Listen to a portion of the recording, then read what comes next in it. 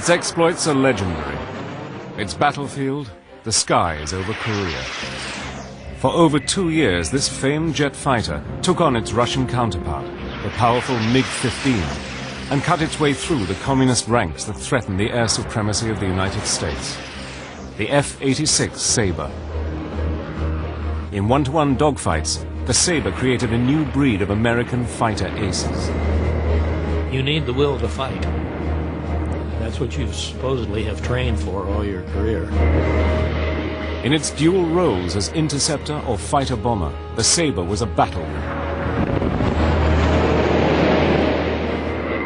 Nobody is prouder of what they flew than an F-86 Sabre pilot is of what he flew.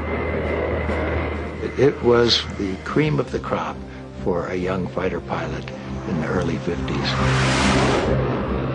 Using archive film and color reenactments, Battle Stations retraces the remarkable story of America's first swept-wing fighter and enters the world of the elite, battle-hardened air crews of the F-86 Sabre jet.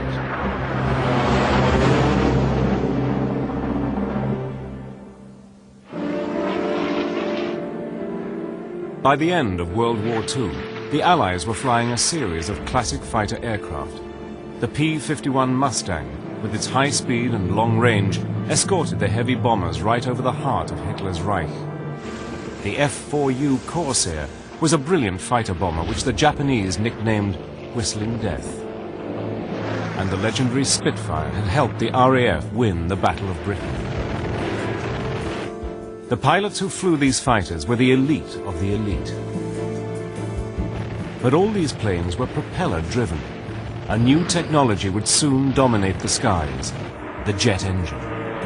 Only one nation, Germany, had deployed a jet fighter in actual combat by the end of the war, the super-fast Messerschmitt 262. In the years after the war, the race was on for the victors to develop jet fighters.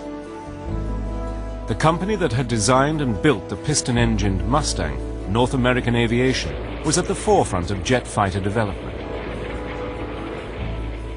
The president of the company was Dutch Kindleberger, a very capable engineer, and also had an understanding of general management and had an influence over the designer, that he not only built an airplane that could perform, but you also had to design it so that you could produce it. James Dutch Kindleberger's design team, led by John Lee Atwood, one of the designers of the Mustang, had access to the data captured from the Germans at the end of the war. The Germans had experimented with a variety of aircraft designs before coming up with the swept wing of the Me-262.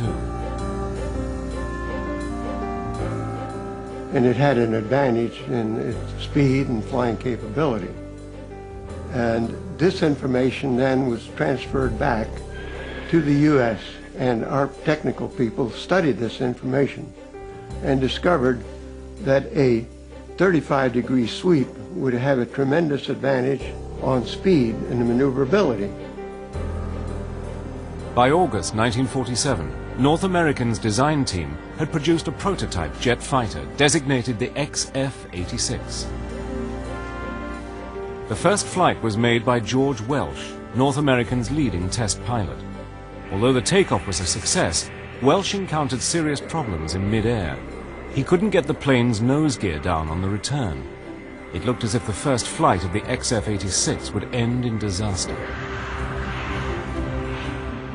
Another test pilot, Bob Hoover, was flying the chase plane alongside Welsh. Hoover saw the danger and radioed Welsh to try and land on the two back wheels. Airplane's been landed without the nose gear a lot of times, and it's no big problem for you. And I'll be right with you, and if you need any help, I'll be touching down with you and stopping with you. And I think it's the right thing for you to do. Otherwise, you're going to cost the company an awful lot of time and money to belly it in. With the plane approaching the airfield fast and the nose gear refusing to come down, Hoover again tried to persuade Welsh not to belly land the jet. As we came in on the approach, I asked him the last time he still had his gear up. I said, "George, please put the gear down. I see no danger for you." And as he slowed down, I said, now dump your flaps, which would help you to get them to keep the nose up. And he dumped the flaps, and I said, hold it off, hold it off. And as he slowed down, the air loads came off, and the gear came out and locked. Having survived its first test flight, the F86 was put through air trials lasting several months. The aircraft first flew supersonic in April 1948, setting a new world airspeed record of 670 miles per hour.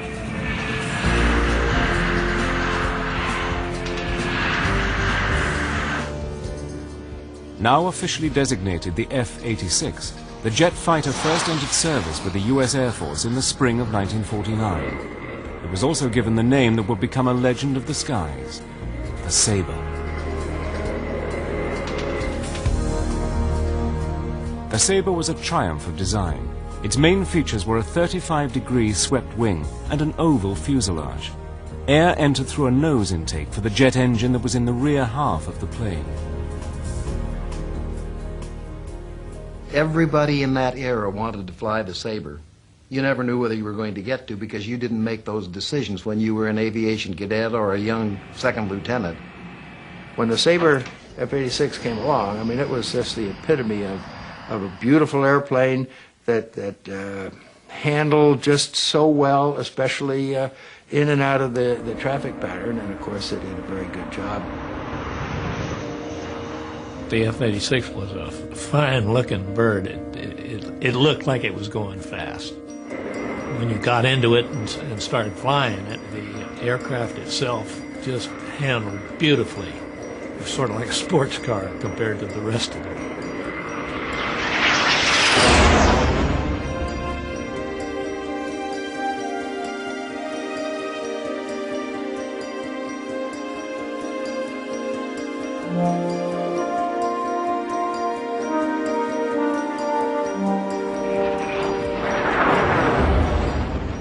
For these future Top Guns, the Sabre seemed to be invincible. But the Sabre would soon have its baptism of fire as its pilots found themselves in a life and death struggle with a deadly adversary in the skies high over Asia.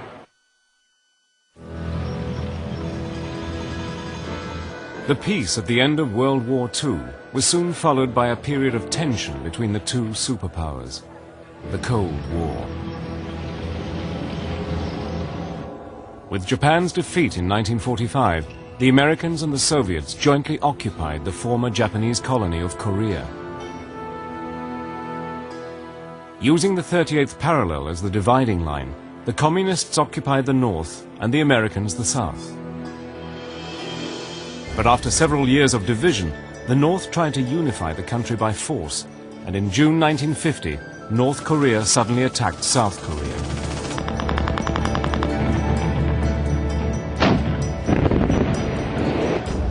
President Truman immediately pledged the United States to lead a United Nations force to defend South Korea. By November 1950, UN troops had forced the Communists right back across North Korea as far as the Chinese border, along the Yalu River. But to the amazement of the West, the Chinese now entered the war. Hundreds of thousands of Chinese volunteers came pouring down out of the mountains and threw the UN troops back in a major rout.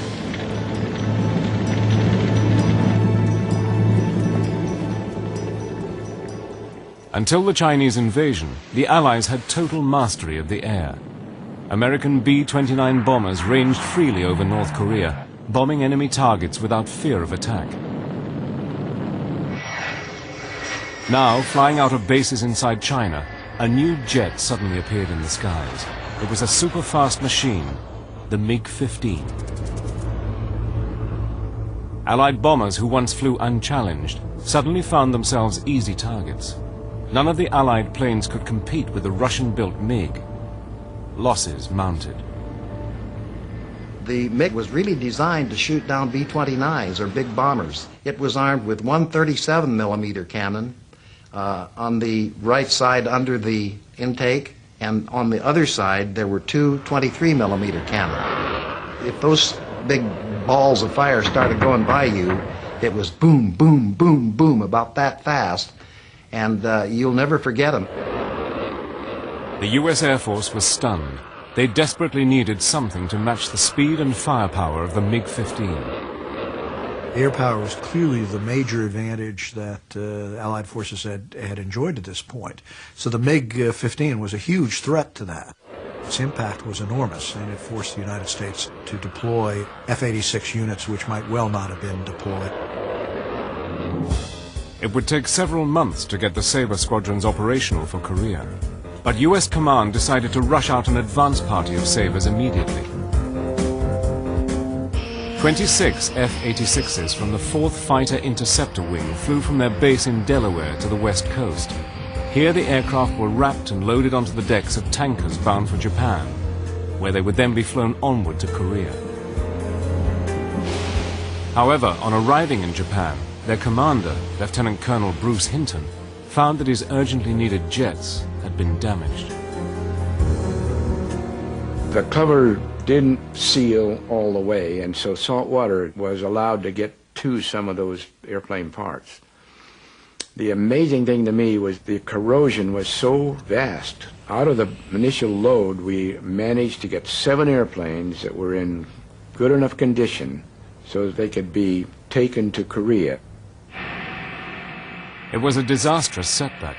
Only a tiny number of serviceable jets were ready for action. Within days, a patrol of 4 Sabres was in the air over Korea when they encountered their first MiGs. We spotted these 4 airplanes coming toward us at a very impressive high rate of speed. It was unbelievable how fast they seemed to be going compared to all other airplanes we'd been seeing up to then.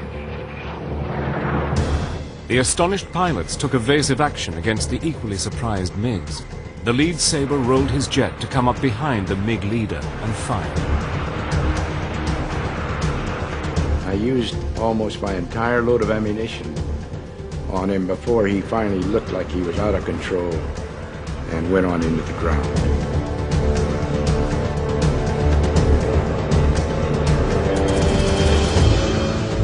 Bruce Hinton, seen here getting out of his plane, took the accolade of being the first Sabre pilot to shoot down a MiG-15. But he was under no illusion about its capabilities. My first impression then of the MiG was that I was up against something that was really a dynamo of an airplane. This tiny advance party of Sabres had been lucky. But would Bruce Hinton's triumph be a foretaste of what was to come? On the ground, the UN forces checked the Chinese advance. They retook Seoul, the South Korean capital, in a bloody battle, and a new front line was established just north of the 38th parallel.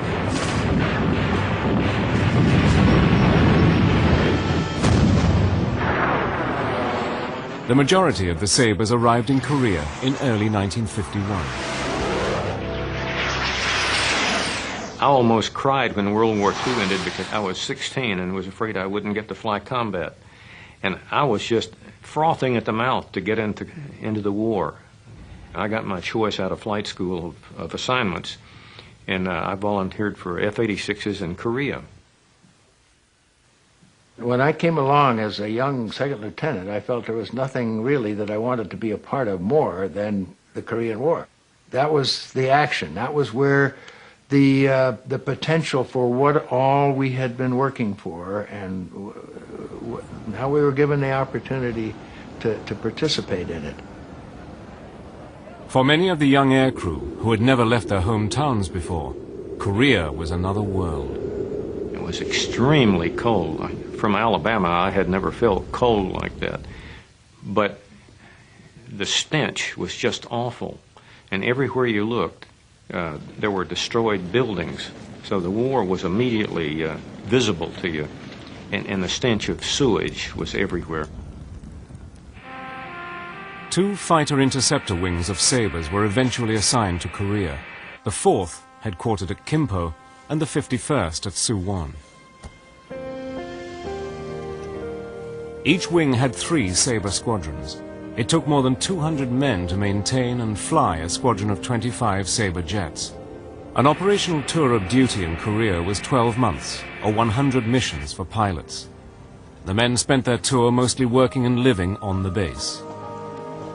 Our quarters were up on a hill that overlooked Kempo Air Base, K-14, and it was an old Japanese fighter base, and we lived in Japanese barracks. We had a common latrine for the area, and then the officers' club, actually it was the officers' open mess. It was called Swig Alley. We had movies every night. The movie screen was on a downhill slope overlooking Kempo Air Base, and at night we'd watch movies and watch the artillery going off on the front lines. That's how close we were. The arrival of the F86 Sabre had given the Air Force a formidable weapon against the MiG.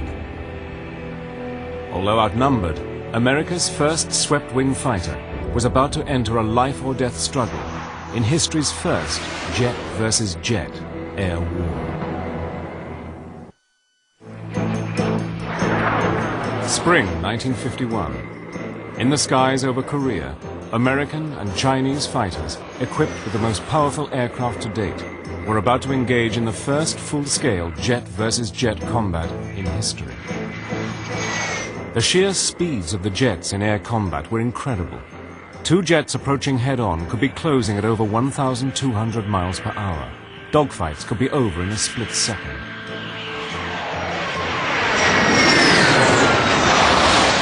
At the speed you're flying, it doesn't take much of a split-second mistake in judgment to throw your aircraft in 3 counties away from where you really want it to be. Many of the pilots who flew in Korea were themselves experienced piston engine flyers from World War II. They had to adapt quickly to the differences in jet fighter combat. What it really did was to enlarge on the area that you covered when you were in combat. In other words, circling, attacking, dogfighting, and that sort of thing, at higher speeds required a lot more altitude and a lot more geography. And so that was the major difference. The Sabres were kept in bays protected by sandbags. Each aircraft was assigned a ground crew. The crew chief was a highly trained mechanic dedicated to ensuring the aircraft was combat ready at all times. I would visually look at the aircraft and make sure that the wings were clean, the tires were inflated, the electrical system was all running and operating, and the instrumentation also was running. I would check the aircraft thoroughly, and if it needed any repair, I would either make it or have it done by a specialist. The bitterly cold winters were another problem for ground crews. The simple task of starting a jet engine was a major undertaking. That extreme cold weather makes metal contract, and of course your aircraft is all metal. So it made it kind of hard for taking parts off and then putting parts back on. We had to learn to work with gloves because we didn't dare touch bare metal with gloves or we would lose skin off our fingers. And that actually happened to a couple of fellas that didn't take the precaution. A major problem with flying jet fighters was the intense pull of gravity, known as the G-force. The faster the acceleration, especially when the plane pulled out of a dive, the more serious the consequences for pilots. As you pull G's, the force of gravity forces blood away from your brain. Eventually you'll black out and go completely unconscious. To combat this problem, the Air Force introduced a G-suit, which was a nylon girdle holding a set of rubber bladders across the abdomen and legs. These bladders would fill up. The more G's you pulled, the more air would be pumped into these bladders, and as a result it would squeeze your lower extremities to the point whereby it would prevent the blood from coming down here and your legs swelling up. In addition to the flying equipment, a pilot carried his .45 automatic, a Mae West, and a parachute. When we flew with those things on, with all this equipment inside, the first thing you noticed was when you got in the cockpit and you had to be assisted in, the crew chief, before you taxied out, had to reach across you and push the gunfire circuit breaker. You couldn't do it because you were too bundled up. So it was up to the crew chief to make sure your guns would fire when you got off the ground. Pilots liked the Sabre's cockpit. Its design was simple and efficient. The layout was good. The switches, the gauges were where you wanted them to be. And it was very easy to pick up rapidly where each one was and where the differences were.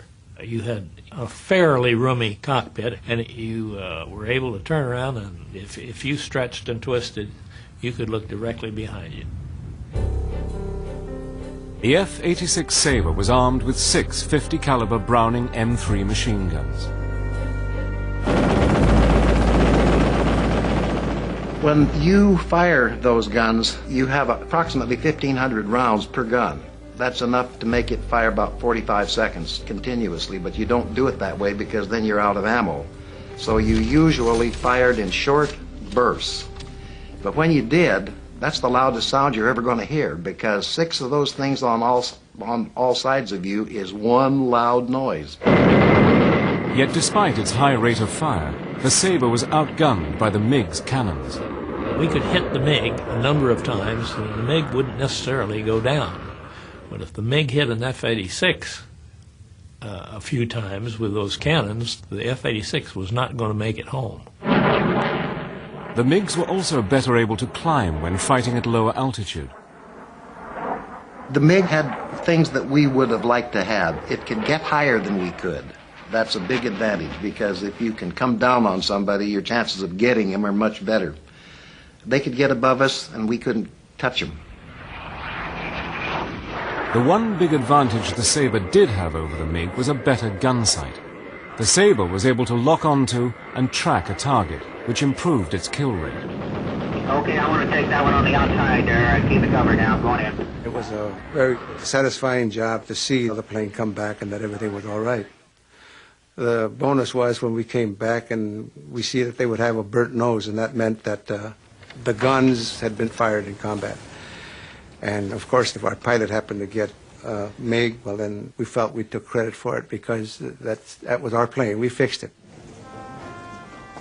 Each morning the pilots were briefed on the day's missions, which could be close support for bombers or routine combat patrols.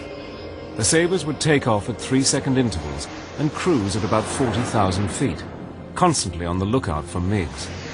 Tactics were similar to those used by the German Luftwaffe in World War II. Most of our formations were flown in what we called a fingertip formation. And that's because your fingers are the same positions relative as the planes in that four-shipper. This would be the leader out in front. This would be his wingman, the number 2 man. This would be the element leader, number 3. And 4 would be his wingman. But the essential combat unit was a pair, a leader who was covered and protected by his wingman. You have to almost be two-headed. You have to watch your leader, and you have to maneuver with him, but your sole job is to keep him clear, because when he's shooting, he can only concentrate on the gun sight and the enemy aircraft up ahead. Wingmen learn to fly backwards in the seat and still stay in formation. It was just terrible to say, "Lead, I've lost you," on the radio. I mean, that was just the worst thing you could possibly say. But in spite of the deployment of 150 Sabres to Korea, it remained outnumbered by the MiGs. When the two jets met in face-to-face combat, the encounter often came down to the skills and courage of the individual pilots. Armed with the most lethal fighter in the Air Force, American Sabre pilots were about to take on MiG pilots in some of the fiercest dogfights ever seen.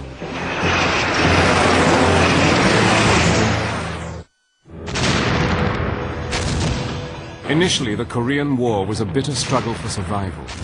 But after 6 months of brutal combat, it settled into a war to contain communist expansion in Asia.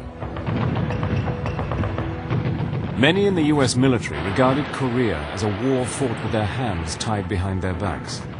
They believed they were not allowed by the rules of engagement to take the action that would bring total victory.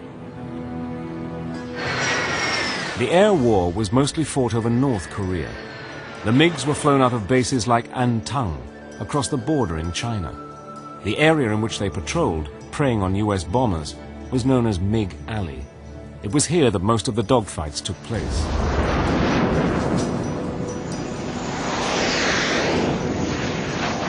However, the rules of engagement laid down by the United Nations prohibited Allied aircraft from crossing the Yalu River and flying over Chinese airspace, for fear of escalating the war into a bigger conflict.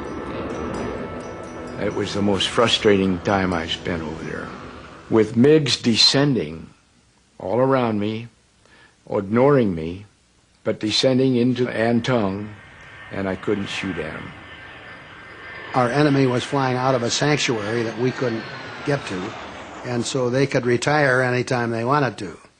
But we found ways to overcome that, and although we don't talk about that much, I don't think it's been publicized much. We crossed the Yalu River periodically and went over where they were, and they knew it, and they knew we were doing it. Flying the long distance to MiG Alley meant Sabres only had about 20 minutes combat time before having to make the return journey to home base. We had to go 200 miles into enemy territory to get to them. It was usually up on the Yalu River. That made our job tougher because we couldn't stay there long. They were fighting above their own airfields a lot of the time. If they got hit and had to bail out, why, they were up again the next day. If we got hit and didn't get killed, we were a prisoner. We knew that the North Koreans were killing our prisoners of war, and 66% of ours and the United Nations POWs never made it home. So we knew that it was a big, big danger. The primary role of the F86 interceptors was to locate and destroy MiGs, but not to attack ground targets. But occasionally this rule was broken. On May the 13th, 1952, Colonel Bud Mahurin was returning from a mission 100 miles north of the front line. I looked down on the ground, and there was a truck going down a road. And I thought, well, I'll just go knock that truck off and go home, and I'll have this keen story to tell the guys at the bar when I get back home. As Mahurin's Sabre positioned itself to attack, it was hit by North Korean ground fire and badly damaged. Unable to gain altitude, the crippled Sabre could not get away from more ground fire. I got hit about 4 more times, and at the end of that, I had fire warning lights. These are crucial, by the way. This is when it's just about ready to blow up, and I knew that I was not high enough to bail out, so I had to fly it into the ground. And I rolled over a couple of times, and when it all came to a stop, managed to drop out into the mud, and I broke my arm while that was going on. Although Colonel Bud Mahurin survived the crash, he became a prisoner of war. Over the next 16 months, he was subjected to both physical and mental torture. Out of the 7,200 American POWs held by the communists, 2,700 never returned home.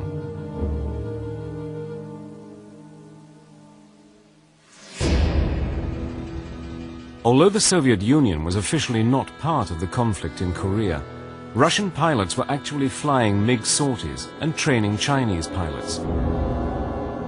But again, to avoid the risk of escalating the conflict into a catastrophic nuclear war, the UN never admitted in public that it knew Russian pilots were engaged in air-to-air combat.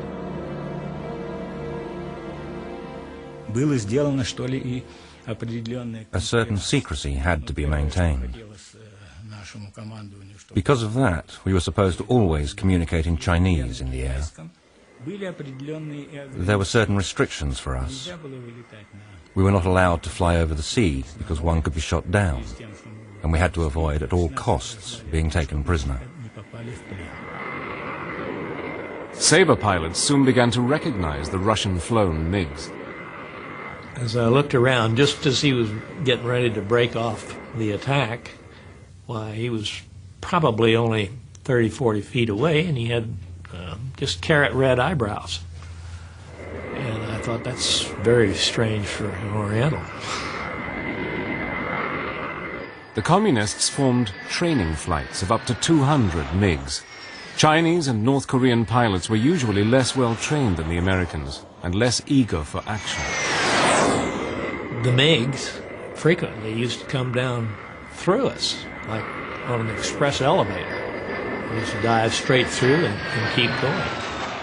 Other times, they would stand there and slug it out with you for a few minutes before they took off. Whoever blinks first is going to lose. Aerial combat is a very impersonal thing. You know that there's another individual there, but it's more of an airplane and its performance, and I'm not being cold about it, but it was a challenge of airplane versus airplane and not that much concern about the people involved.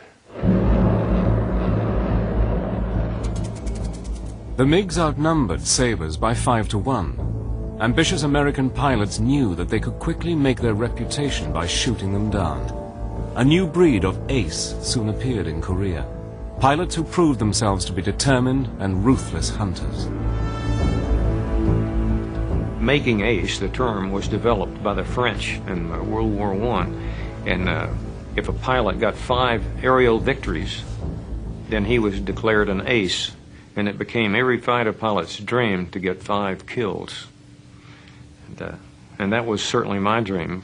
It was just fighter versus fighter, which is the greatest sport there is. You need the will to fight. And that's what you supposedly have trained for all your career. And now that the time has come, you're supposed to put up. My all-time favorite ace of aces was Ralph Parr, because he would tackle 8 MiGs all by himself and just go round and round and round with them. Ralph Parr was tested to the limit during an encounter with a Russian ace. This film was taken by the gun camera in his Sabre.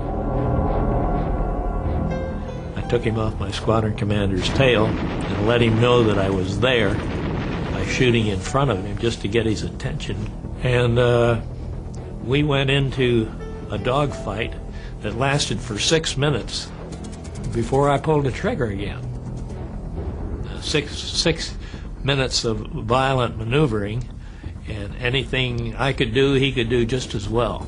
And I had the gun sight almost on him, but it wasn't there, and I didn't fire. You don't shoot until the picture is right. Parr fired a burst at the MiG, but it was too far away. First time I shot at him, I was pulling 9.5 Gs and my gun sight fuse blew.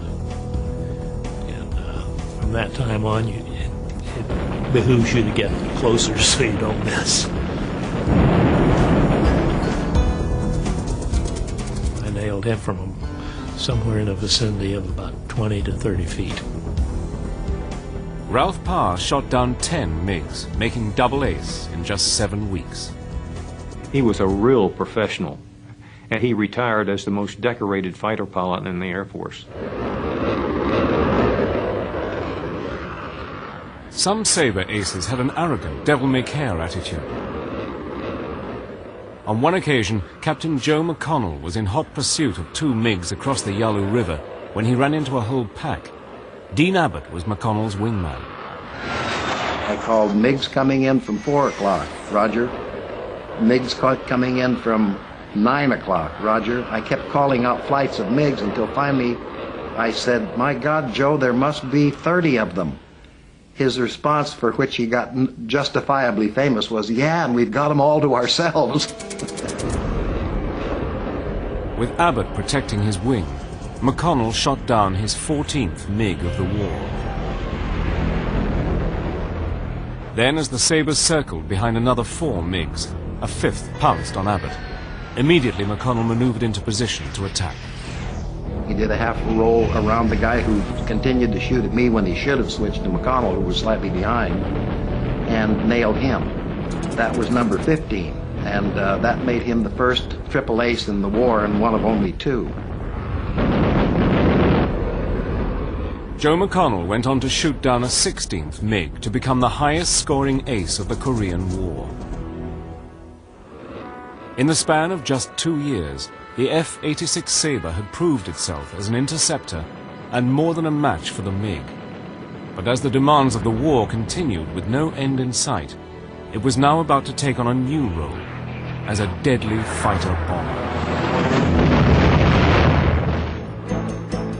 From the first day of the Korean War, the ability of the ground forces to call in fighter bombers for support had been crucial. The The Air Force had been using F-80 and F-84 jets for low-level ground support, but the speed and maneuverability of the Sabre also made it ideal as a fighter-bomber. It was a tremendous fighter-bomber. The real advantage we had with the 86 was that we could go anywhere we wanted, drop the bombs, and we could engage the MiGs and be fully capable of handling both roles.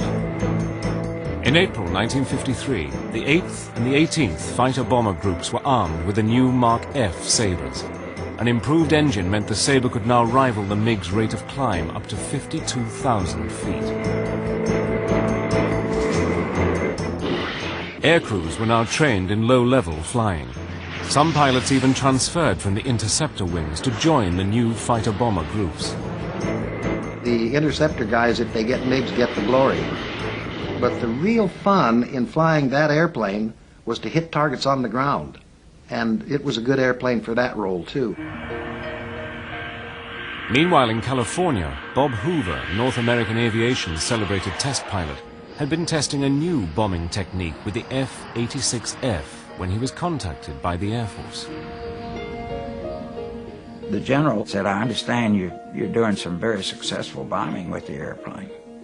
And I said, yes, I think we've got a technique that I can drop 10 or 15 bombs right on the target anytime you wish me to. So he watched me just pickle them off one after the other right into the target.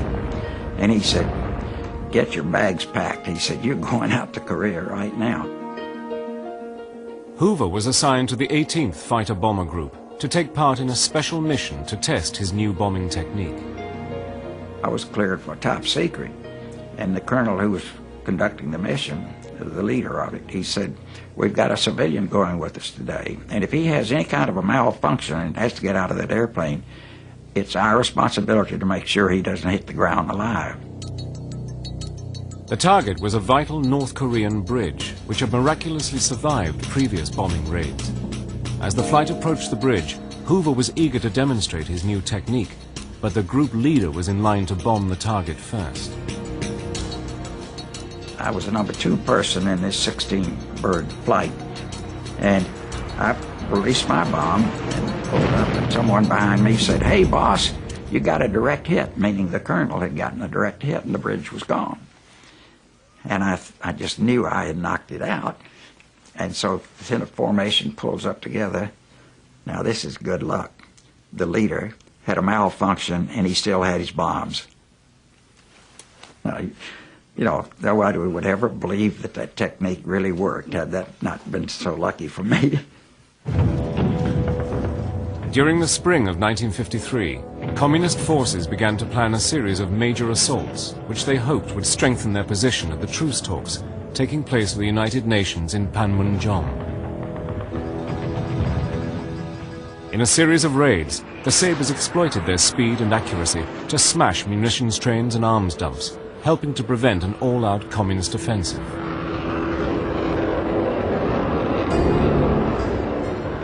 We could commence or dive at 30,000 feet. In about 20,000 feet, you could identify your target, and you go all the way in. You drop your bombs, the bomb goes off before they hear the noise of the aircraft. Returning from a low-level raid over enemy territory, D. Harper, a pilot with the 18th Wing and World War II veteran, suddenly felt the thud of flak hitting his Sabre. Within seconds, the compressor exploded and the engine seized. Harper hoped to glide the stricken plane towards the sea and sent a mayday to the rest of the flight. Harry Evans called me and said I was on fire. D, you better get out of that airplane. He said, you look like a Roman candle. About that time, nobody had to tell me any longer, but the second explosion took place and blew the bottom of the airplane away, or the wings. I could now see the fire roots of smoke coming into the cockpit. Harper bailed out at low altitude and managed to pull the ripcord before hitting the ground. Despite breaking several ribs and causing a contusion of the spine, he managed to crawl behind a rock. If you've never been missing in action, you never know the feeling or the full understanding of the word lonely. When you've lost your machine, you find yourself hundreds of miles from home in enemy territory, people willing to kill you, and you've never been there before. Well, there was a loneliness there and a depth of desperation that few people ever understand. Harper could hear a rescue helicopter in the distance. He breathed a sigh of relief until he saw 2 Chinese soldiers coming towards him. I knew I couldn't win the war with a .45 pistol against the Chinese army, but I knew within the immediate area there was a helicopter. And I figured if I could control that area for 10 minutes with my .45 and get them in there, that would save me a long, long stay up at prison camps up in North Korea. So I made the gamble and I shot the 2 Chinese. Harper was rescued a few minutes later. He recovered from his injuries to continue his flying career in the Air Force.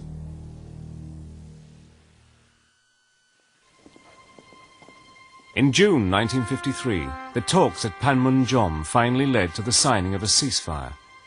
To the soldiers and airmen in Korea, it was a relief. The war had cost dearly.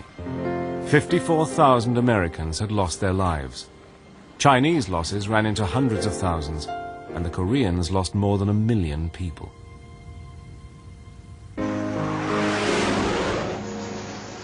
In the air war, the Air Force claimed to have shot down 792 MiGs for the loss of 78 Sabres, an extraordinary 10-to-1 ratio that's always been challenged by the Russians. The very speed of the air-to-air battle made it very difficult to calculate exactly who had shot down an aircraft. My guess is that the ratio may well turn out to be 8-to-1, which is really quite an astonishing ratio. The superior training, attitude, and determination of the Sabre pilots had made all the difference against the communists. I just felt I was very privileged to be able to work on our aircraft. I have a sense of pride of being with the very best I thought the Air Force could produce, both in airplanes and men. The Sabre was a remarkably forgiving airplane. You didn't even have to necessarily be a very good pilot to fly it because it was good to you. It was hard to make a mistake in it that would kill you. It became part of me. We were one piece. So that I wasn't lowering a wing. The whole thing was a maneuver. It was just the way it felt. It was a beautiful airplane to fly. For 2 years, the F86 faced a lethal enemy in the skies over Korea, where it outperformed the MiG and held the line. It became one of the great fighter jets of the 1950s and 60s. For many pilots, the Sabre has remained the ultimate jet fighter. I've had the privilege of flying most of our current airplanes, all the way back to the first jets. And I can tell you that of all of those airplanes, I felt more comfortable, more at home in the F86 Sabre jet than any of the rest of the airplanes. I have about 5,000 hours of fighter time, so I got to know quite